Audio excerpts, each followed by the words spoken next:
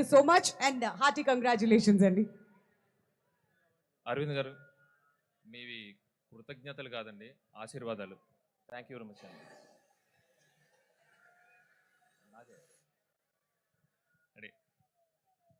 సిక్కోలు జనాలు దుల్ల కొడతారని విన్నాను, ఇప్పుడు చూస్తున్నాను. ఎస్, దీనికోసమే కథ ఇక్కడే ఈ రాజ్యంలోనే ఆజ్యం పోసుకుంది.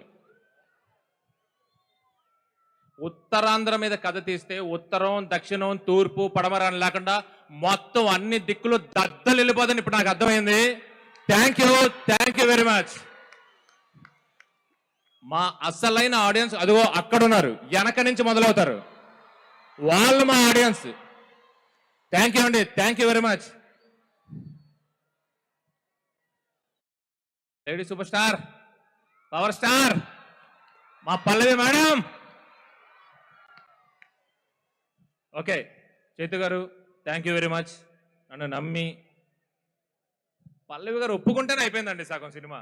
అదేంటంటే 50 రోజుల సినిమా పల్లవి గారు ఒప్పుకోవాలి, ఆ తర్వాత మిగతా 50 రోజులు మేము ఏం చేస్తాము, మేము అందరూ ఏం చేస్తాం, మేము ఏం రాస్తాం, ఏం తీస్తాం, దాన్ని బట్టి ఇదే టాక్ బయట.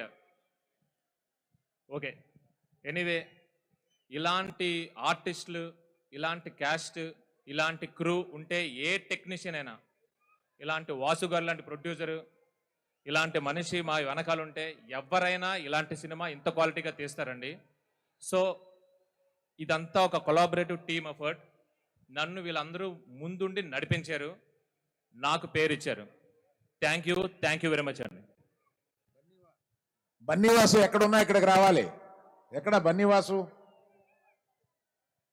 అయ్యా బన్నీవాసు అక్కడ ఎక్కడన్నా తప్పిపోయి ఉంటే మీరు వదిలిపెట్టండి, ఆయన్ని ఇక్కడికి పంపించండి. సార్ మన శ్రీకాకుళం ప్రజలతో సెలబ్రేట్ చేస్తున్నట్టున్నారు, ఆయన స్టేజ్ ఎక్కకుండా వెనకాల ఎక్కడో. హలో బన్నీవాసు గారు, మీ చెయ్యెత్తాలి. ఇక్కడ ఎక్కడున్నారు?